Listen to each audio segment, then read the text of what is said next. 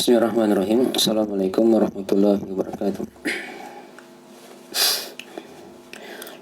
Innalhamdulillah nahmaduhu wa nasta'inuhu wa nastaghfiruh wa na'udzu billahi min syururi anfusina wa min sayyiati a'malina.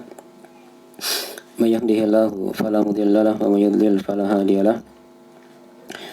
Asyhadu an la ilaha illallah wahdahu la syarika lahu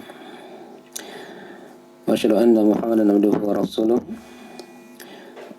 Sallallahu alaihi wa ala alihi washabihi wa man tabi'ahum bi ihsan ila yaumiddin, amma ba'd. Fa inna asdaqal hadithi kitabullah wa khairal hadi hadi Muhammadin sallallahu alaihi wasallam wa syarrul umuri muhdatsatuha fa inna kulla muhdatsatin bid'ah wa kulla bid'atin dhalalah wa kulla dhalalatin finnar.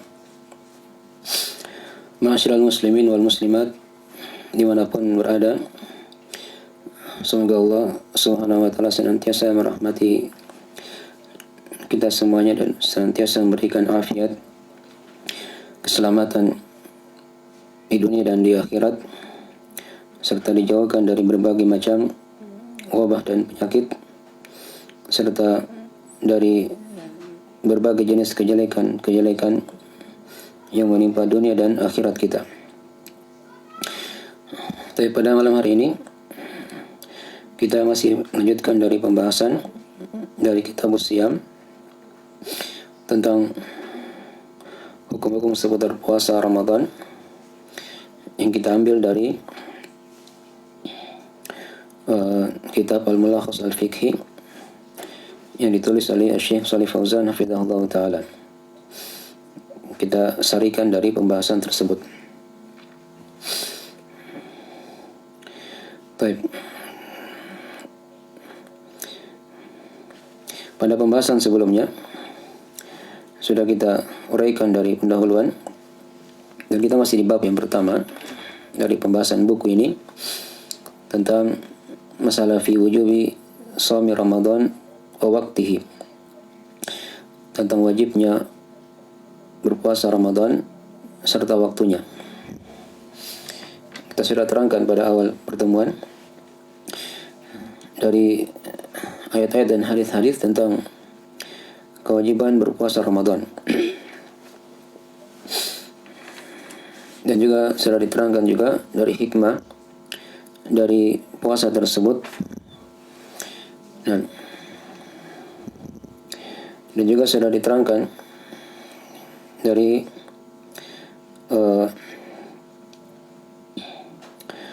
tentang hal-hal yang perlu diketahui oleh seorang muslim dan muslimah sebelum memasuki bulan Ramadan. Itu dia mengetahui bagaimana dari cara masuknya bulan Ramadan tersebut. Dan Syekh sudah terangkan kepada kita ada 3 macam. Satu dari 3 perkara. Yang pertama, dengan menyaksikan hilal Ramadan tersebut. Kapan terlihat hilal, maka pada malam itu sudah dihitung 1 Ramadan. Dan ini sudah diterangkan ya dari ayat dan hadis tentang masalah ini. Kemudian yang kedua, atau kalau dia tidak melihat hilal, maka dia menunggu kabar dari orang yang melihat hilal tersebut. Dan ini sudah diterangkan dari hadis Ibnu Umar radhiyallahu taala anhuma yang mengkhabarkan kepada Nabi SAW bahwa beliau telah melihat hilal. Maka Nabi berpuasa dan memerintah manusia untuk berpuasa. Kemudian yang ketiga, kalau hilal tidak terlihat misalnya, maka digenapkanlah bulan Sya'ban menjadi 30 hari. Dan sudah diterangkannya bagaimana dari waktu melihat hilal itu di tanggal 29 Sya'ban setelah matahari terbenam. Dan hilal itu adalah bulan sabit kecil yang muncul di awal bulan setelah matahari terbenam. Itu yang dikatakan hilal. Kalau dia muncul sebelum matahari terbenam, maka itu bukan hilal. Nanti setelah matahari terbenam baru dia dikatakan hilal. Nah, kalau terlihat, tapi kalau tidak, ya sudah diterangkan bahwasanya digenapkan bilangan Sya'ban menjadi 30 hari. Otomatis kalau sudah genap 30, maka esoknya itu pasti sudah masuk 1 bulan atau masuk 1 dari bulan Ramadan. Tanggal 1 dari bulan Ramadan. Karena bulan dalam Islam sudah diterangkan hanya 29 atau 30 hari. Kalau terlihat di tanggal 29, ya setelah matahari terbenam, maka esoknya tanggal 1. Tapi kalau tidak terlihat, maka ya digenapkan 30 hari. Kemudian otomatis setelah tanggal 30 masuk tanggal 1 Ramadan. Baik, ini dari hal-hal yang perlu diketahui ya. Dan juga sudah diterangkan dalam masalah ini juga. Nah, tentang masalah larangan berpuasa sehari atau 2 hari sebelum Ramadan. Nah, itu dari hal yang diharamkan yang sudah kita baca dalilnya dalam masalah ini. Demikian pula dari hal yang hendaknya seorang muslim dan muslimah di awal bulan Ramadan ini, hendaknya dia bergembira dengan datangnya bulan Ramadan. Hendaknya dia bergembira dengan datangnya bulan Ramadan. Nah, karena manusia atau keadaan manusia sehubungan dengan datangnya bulan Ramadan itu bermacam-macam. Ya, bermacam-macam. Ada yang bergembira dengan datangnya bulan Ramadan, dan itulah orang-orang yang beriman. Nah,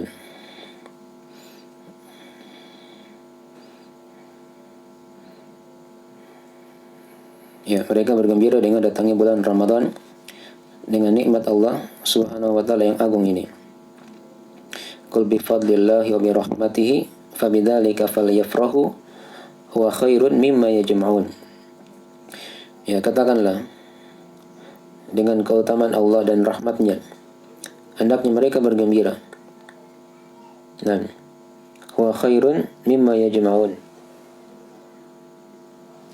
itu adalah hal yang lebih baik dari apa yang mereka kumpulkan dari perkara dunia. Nah, itu jenis manusia yang pertama. Ketika datang bulan Ramadan, mereka bergembira. Di sana banyak ibadah, lahan-lahan pahala yang telah dipersiapkan oleh Allah Subhanahu wa taala. Nah, terbuka, gratis, tidak butuh biaya.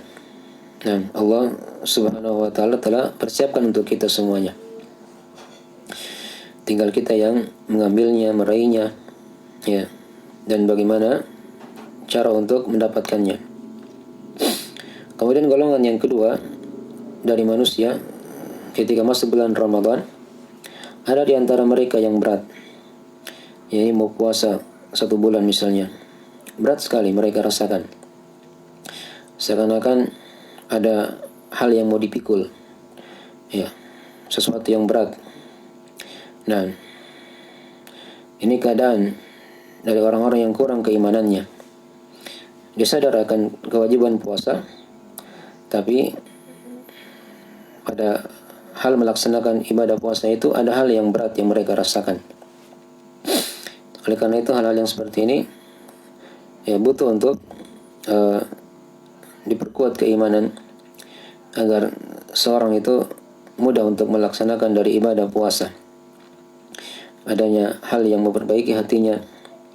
Nah, dan perkara-perkara yang lain yang mungkin akan disinggung di sela-sela dari pembahasan masalah puasa ini. Kemudian di antara manusia dengan adanya bulan Ramadan, ini jenis yang ketiga, ada yang mereka ya dengan adanya bulan Ramadan menjadikan bulan Ramadan itu hanyalah bulan untuk mencari dunia. Ya, kita perhatikan ya, ada dari model-model seperti itu. Kesempatan mencari dunia, ya, berdagang. Nah, sehingga kadang mereka dapatkan hasil yang banyak di bulan Ramadan tidak didapatkan di bulan-bulan yang lainnya dari harta dunia yang mereka hasilkan. Ya, mereka tidak sholat, ada juga sebagian tidak puasa, dan hanya sekadar untuk mencari apa? Dunia dengan datangnya bulan Ramadan. Ini dari keadaan-keadaan manusia. Dan yang paling pertama tadi itulah yang paling beruntung. Mereka bergembira dengan datangnya bulan Ramadan karena dia merupakan tamu yang agung yang hendaknya disambut dengan penuh sukacita, ya, dan kegembiraan dalam hati. Dan itu merupakan dari ciri keimanan seorang hamba. Nah, bagaimanapun kondisi dia, nah, hendaknya dia senantiasa bergembira dengan hal tersebut. Ya.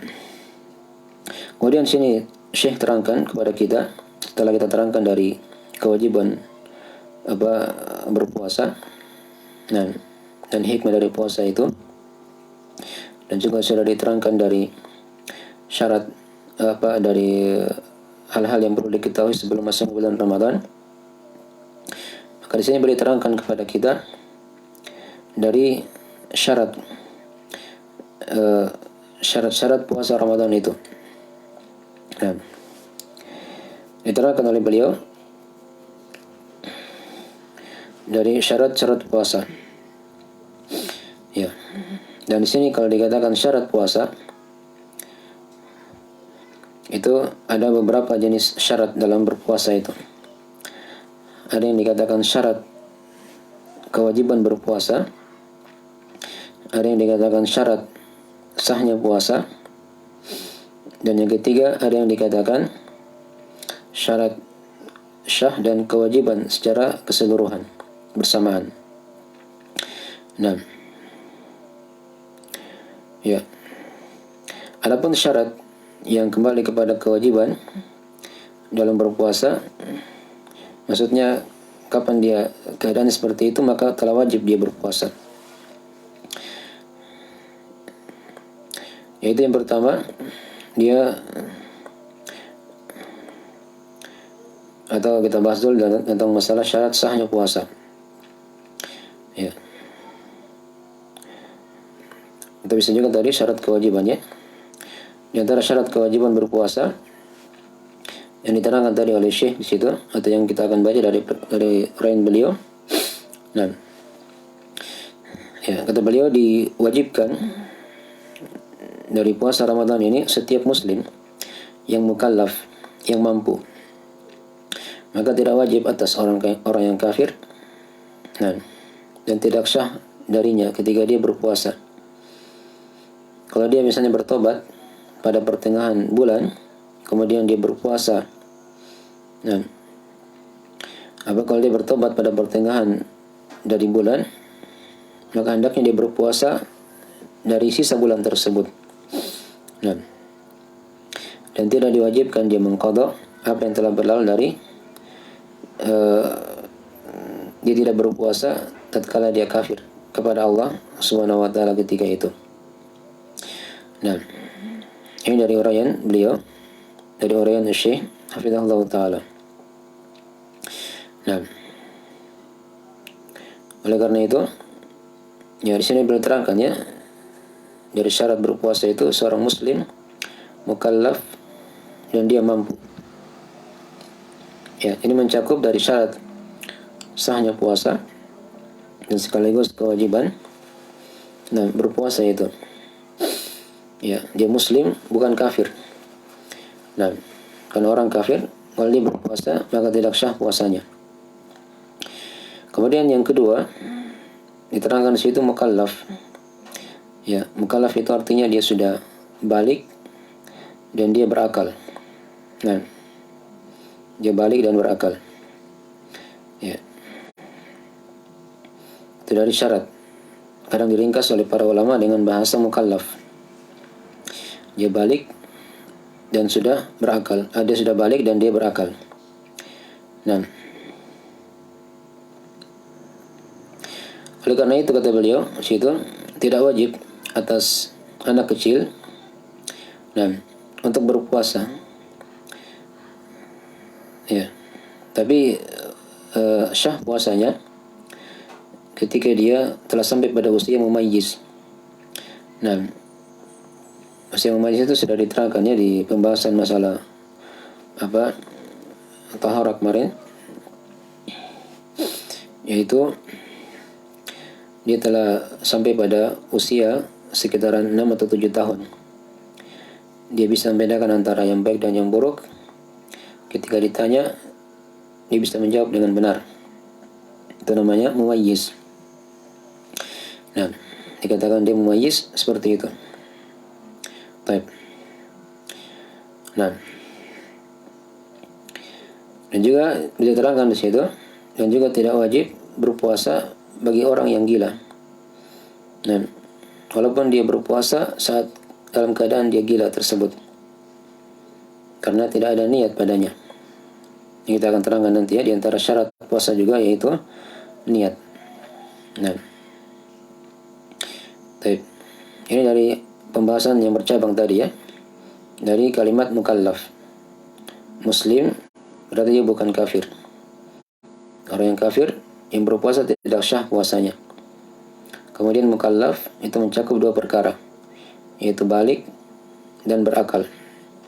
Anak kecil ketika dia berpuasa, ya, maka sah puasanya kalau dia sudah sampai pada usia mumayyiz.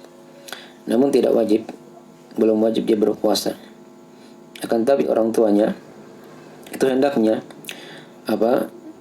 membiasakan mereka berpuasa, memerintah mereka berpuasa agar mereka terbiasa berpuasa di bulan Ramadan.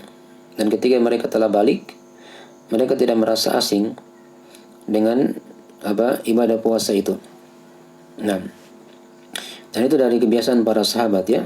Mereka membiasakan anak-anak kecil mereka berpuasa. Mereka membiasakan anak-anak kecil mereka berpuasa. Baik. Kemudian dari diterangkan ya, dari syarat berpuasa juga yaitu mukallaf, selain dia balik dan dia berakal. Nah, Syekh terangkan di situ kalau dia gila, walaupun dia berpuasa, maka tidak syah puasanya. Dan tidak wajib berpuasa untuk orang yang gila. Nah, kalau dia berpuasa juga tidak syah, karena tidak ada niat padanya. Ini sudah 3 ya. Sudah dua. Muslim, mukallaf. Kalau dibahasakan dengan bahasa yang lain, muslim, balik, akil. Ya, karena mukallaf itu ada 2 macam. Ada 2 komponennya. Ada balik, ada akil, berakal. Baik. Kemudian yang ketiga, Syekh terangkan di situ yaitu dia mampu. Dari syarat berpuasa itu dia punya kemampuan. Oleh karena itu kata beliau tidak wajib berpuasa bagi orang yang sakit. Bagi orang yang yang sakit, yang tidak mampu untuk berpuasa.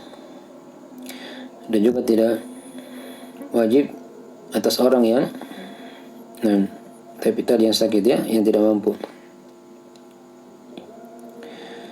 Dan juga tidak wajib berpuasa bagi orang yang musafir. Ya, kadang pada sebagian keadaan safarnya dia berat, maka dia tidak mampu. Tapi ini sebenarnya masuk di syarat yang lain ya, yaitu syarat mukim. Ya. Jadi kalau mau dirinci itu sudah 4. Nah, itu dia muslim, mukallaf, itu balik akil, mampu, dan dia mukim, tinggal di negerinya, di daerahnya, di tempat ya dia tinggal, bukan seorang musafir. Karena kalau orang yang sakit tadi atau musafir, maka dia diberikan keringanan untuk tidak berpuasa. Yang kita akan bahas nanti insyaallah dari rincian pembahasannya. Syekh bawakan situ ayat di surah Al-Baqarah ayat 184, "Faman kana minkum maridun aw ala safarin fa iddatun min ayyamin ukhra." Nah, Maka siapa saja di antara kalian yang sakit atau dia berada di atas safar, maka hendaknya kalau dia tidak berpuasa, maka dia ganti pada hari-hari yang lain di luar bulan Ramadan. Nah, di situ kata Syekh, ya khitab tadi itu diwajibkan atas orang yang mukim dan musafir, serta orang yang sehat dan orang yang sakit, orang yang suci, orang yang haid, yang nifas. Kemudian orang yang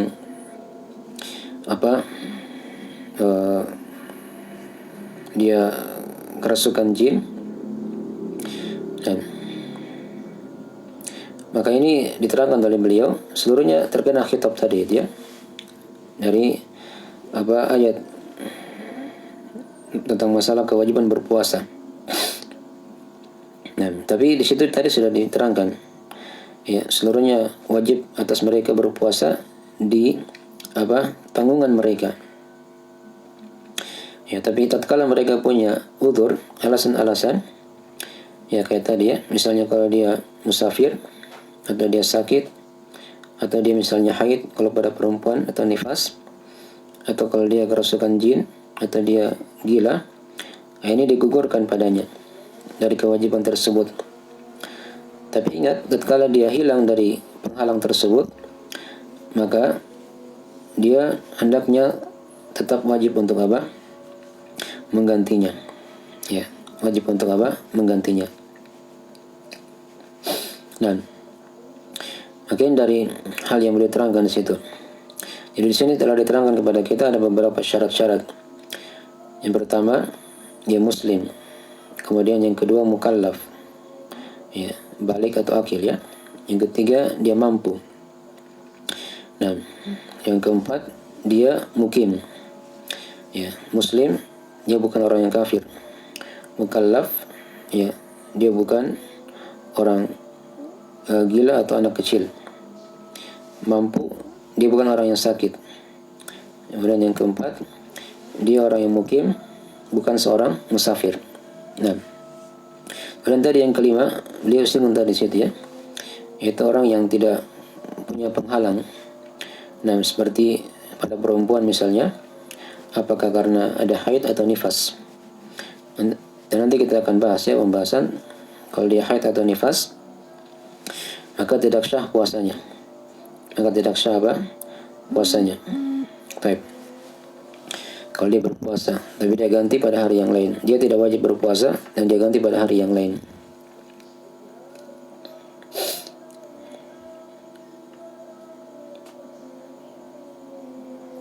Baik, kemudian di sini diterangkan kepada kita, sebenarnya ada syarat yang lain lagi yang tadi Syekh sudah singgung ya, yaitu syarat yang berikutnya, yang kelima, yaitu dia berniat. Nah, dan niat dalam berpuasa ini adalah hal yang merupakan syarat sahnya puasa. Kapan dia tidak berniat, maka tidak sah puasanya. Dan itu diterangkan dalam hadis-hadis, ya, di antaranya dari hadis Nabi Shallallahu Alaihi Wasallam, dari hadis umum dalam masalah ini, innamal a'malu binniyat, dalam riwayat Al-Bukhari Muslim. Nah, sesungguhnya amalan itu tergantung oleh niatnya. Dan juga diterangkan ada hadis dalam masalah yang khusus dalam riwayat Ashabus Sunan, ya, kata Nabi Shallallahu Alaihi Wasallam, man lam yubayyitis siyama minal lail fala siyamalah. Ya, siapa yang tidak memalamkan niatnya dari malam hari, dia berniat untuk berpuasa untuk besok, ya, pada malam hari dia tidak berniat, maka tidak ada puasa baginya. Tidak ada puasa baginya. Jadi dia syaratkan niat berpuasa itu ada semenjak di malam hari. Dan waktu malam itu dimaklumi ya, dari tenggelamnya matahari sampai terbitnya fajar. Itu waktu berniat. Kalau dia makan sahur, kemudian dia berniat di situ untuk berpuasa, itu sudah cukup. Nah, dia niatkan mau puasa apa? Mau puasa Ramadan atau puasa sunnah? dia tentukan niatnya di situ. Dan dia niatkan masih pada waktu malam. Masih pada waktu apa? Malam. Dan ini dari hal yang lebih hati-hatinya, dia niatkan setiap malam di bulan Ramadan. Ya, menurut pendapat kebanyakan ulama. Dipahami ya? Menurut pendapat kebanyakan ulama. Ya, dalam artian dia tidak cukup kalau hanya berniat di awal bulan saja. Karena ibadah puasa itu setiap hari itu terpisah-pisah. Dipisah oleh buka puasa, pada malam hari dia makan. Ya, ibadah puasa hari ini beda dengan ibadah puasa untuk hari esok. Ya, hari pertama, hari kedua. Kalau rusak di hari pertama tidak mempengaruhi puasa hari kedua. Oleh karena itu dibutuhkan di situ apa? Niat setiap malam. Dan niat tentunya tidak dilafazkan dengan lisannya. Dan dia cukup dalam hati saja. Dia ingin berpuasa Ramadan. Ya, diniatkan dari malam hari. Ya, maka itu sudah cukup dalam hal itu. Dan makan sahurnya itu dari bukti niatnya ketika dia ingin berpuasa. Dan dari situlah dia bertekad untuk melakukan puasa dan dalam puasa Ramadan. Ya. Kemudian beliau terangkan di situ ya. Jadi sekarang kita sudah keluar dari pembahasan masalah syarat-syarat ini. Kalau kita kumpulkan semuanya dari syarat berpuasa itu ada 6. Syekh terangkan tadi 5 ya, tapi tidak berentangan. Yang pertama dia muslim, mukallaf. Di sini ada 2 ya, yaitu balik, akil.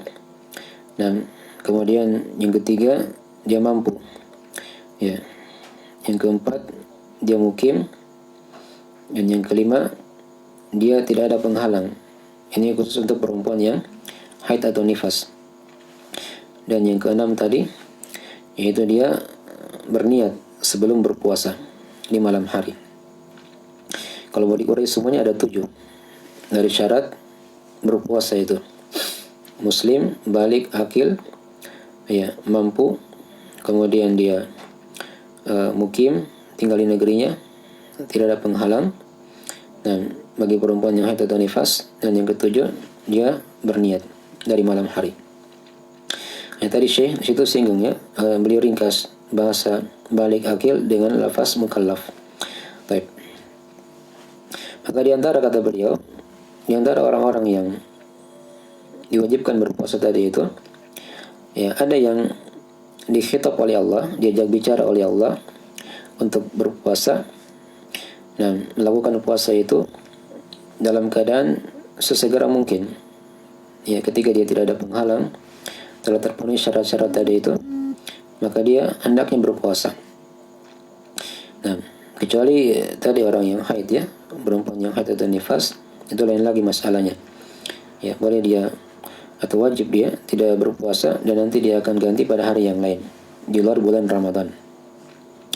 Nah, kemudian di antara dari orang yang dikhitab tadi diterangkan oleh Syekh yang diajak bicara oleh Allah dalam masalah kewajiban berpuasa ini, ya, ada di antara mereka yang nanti itu mengganti puasa pada hari yang lain. Seperti tadi perempuan haid atau nifas, ya, orang yang sakit dan yang tidak mampu berpuasa, dan juga tadi sudah diterangkan. Nah, makanya mereka ini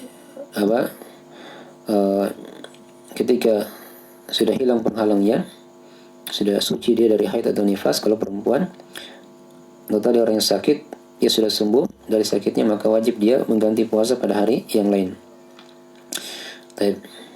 Kemudian beliau terangkan di situ di antara mereka ada yang disuruh dipilih, ya, antara 2 perkara, mau puasa atau berbuka. Ini menurut riwayat beliau ya, yaitu siapa dia? Yaitu musafir. Dan yaitu musafir. Dan juga orang yang sakit yang mungkin sakitnya itu tidak terlalu berat. Nah, maka itu disuruh dipilih, boleh berpuasa, boleh dia berbuka. Tapi kalau dia musafir atau dia sakit, dan nanti kita akan terangkan sebenarnya masalah ini ya, karena musafir itu banyak macam jenisnya. Ada yang safarnya berat, ada yang safarnya ringan. Dan demikian pula sakit juga ada bermacam-macam. Ada sakit yang berat, ada sakit yang ringan. Dan itu berbeda-beda nanti dalam kewajiban berpuasa. Akan datang insyaallah taala nanti perincian dalam masalah itu. Baik. Kemudian beliau terangkan di situ dari pendapat beliau, ya, siapa yang berbuka karena udzur syar'i, kemudian hilang udzurnya tadi itu pada pertengahan hari di bulan Ramadan misalnya, beliau beri contoh seperti musafir yang datang dari safarnya, dia pulang ke negerinya pas tengah hari misalnya, atau perempuan haid atau nifas yang keduanya suci ya di siang hari misalnya, atau orang yang kafir yang dia masuk Islam di siang hari misalnya, atau orang yang gila dia sadar di siang hari, atau anak kecil yang dia balik di siang hari misalnya kan, tiba masa baliknya di siang hari ya. Maka kata beliau, seluruh dari orang-orang ini diwajibkan mereka menahan sisa dari hari itu ya, dan mereka nanti mengganti pada hari yang lain. Ini sebagai bentuk penghormatan ya kepada bulan Ramadan. Walaupun dia tidak dianggap sah puasanya, tapi ini pendapat dipegang oleh para ulama. Nah, kalau dia misalnya sadar ya dari gilanya di siang hari, atau dia balik di siang hari, atau dia misalnya masuk Islam di siang hari di bulan Ramadan, perempuan haid atau nifas suci di siang hari bulan Ramadan, demikian pula tadi orang musafir yang pulang ke negerinya di siang hari di bulan Ramadan.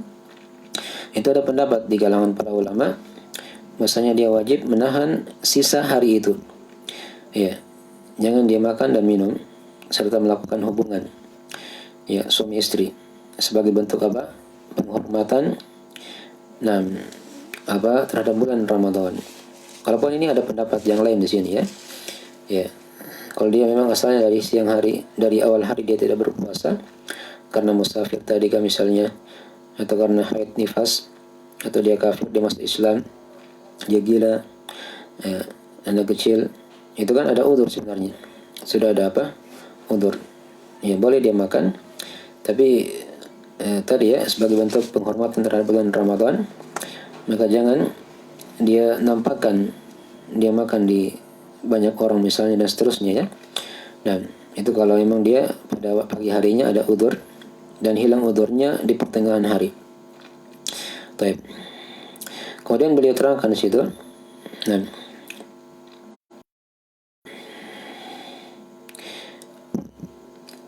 Satu masalah lagi yang lain, yaitu kalau misalnya tegak misalnya bayyinah dalam masa bulan Ramadan dan dia nanti sampai di pertengahan hari, ya mungkin di pagi hari dia tidak tahu, oh sekarang belum tahu, masih bulan Sya'ban menurut dia.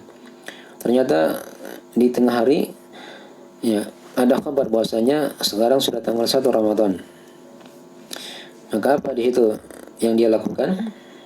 Nah, di sini beliau terangkan, yaitu dia wajib menahan sisa hari itu ya, dan dia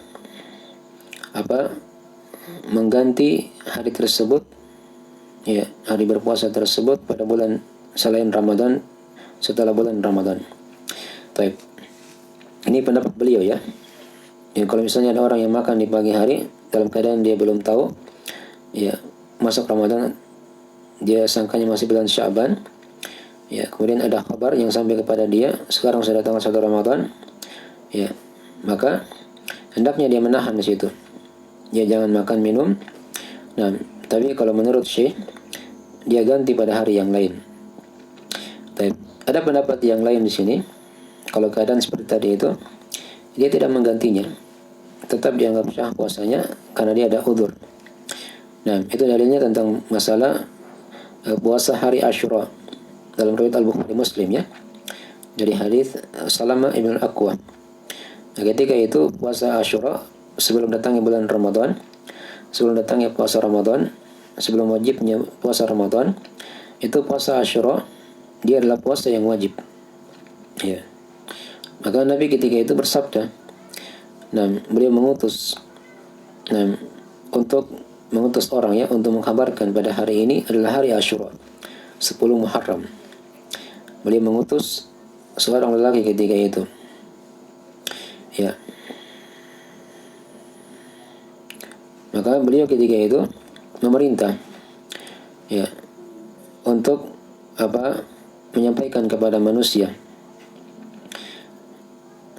bahwasanya siapa yang pada pagi hari dia telah makan, hendaknya atau siapa yang pada pagi hari dia belum berpuasa ya, dia telah makan tadi, maka hendaknya dia berpuasa. Nah, man kana lam yasum falyasum wa man kana akala falyutimma siyamahu ilal lail. Ya. Nabi SAW perintah kepada sahabat itu, mengumumkan pada manusia, siapa yang dia belum berpuasa tadi pada pagi hari, dia masih makan, ya, maka hendaknya dia berpuasa ketika telah sampai khabar tersebut. Ya.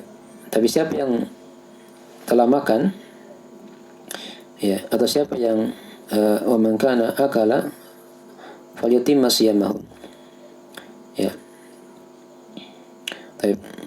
Tadi yang pertama, kalau dia belum berpuasa, nah tapi dia belum makan ya, maka hendaknya dia berpuasa di situ.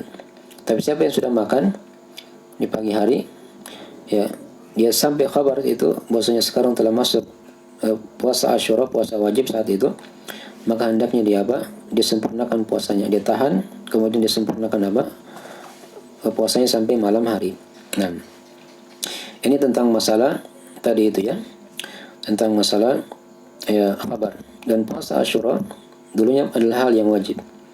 Ya, para ulama mengkiaskan seperti itu. Nah, demikian pula puasa Ramadan. Kalau dia bentuknya puasa wajib dan sampai kabar itu di pagi hari dalam keadaan dia tidak tahu, dan dia tahu nanti di pagi hari atau di pertengahan hari, maka wajib dia menahan dan dia berpuasa.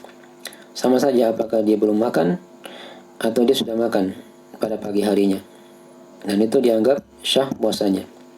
Tapi kalau dari uraian Syekh Shalih Fauzan, beliau berpendapat lebih hati-hatinya diganti pada hari yang lain, pada hari yang lainnya. Tapi ini seputar masalah-masalah yang dibahas ya, yang berkaitan dengan masalah syarat-syarat berpuasa. Yang tadi sudah diterangkan dari inti syarat berpuasa itu dikembalikan kepada 7 syarat tadi itu. Dia muslim, bukan kafir. Kemudian dia mukallaf, yaitu balik dan berakal, sudah 3 ya. Dan bukan anak kecil dan juga bukan orang gila. Dan yang keempat, itu dia mampu, bukan orang yang sakit. Yang kelima, yaitu dia mukim, ya, tinggal di negerinya, bukan seorang musafir. Yang keenam, dia tidak ada penghalang. Ini khusus bagi perempuan yang haid atau nifas. Nah, kemudian yang ke-7 tadi, yaitu dia berniat. Dan dia berniat. Makanya dari syarat-syarat wajibnya berpuasa ya, dan sekaligus juga di situ terdapat syarat sahnya puasa tersebut. Ini dari pembahasan awal dari bab puasa, dan berikutnya nanti kita akan masuk penjelasan tentang masalah waktu berpuasa itu. Seputar masalah keutamaan Ramadan, ya mungkin tidak cukup waktu ya. Insyaallah taala cukup. Kita mungkin nanti akhirkan di pembahasan yang lain. Nah, segera itu dulu semoga manfaatnya dari apa yang bisa kita kaji pada malam hari ini. Dan mohon maaf atas segala macam kekurangan. Kita akhiri dengan doa, subhanakallahumma bihamdik, asyhadu an la ilaha illa anta, astaghfiruka wa atubu ilaik. Wassalamualaikum warahmatullahi wabarakatuh.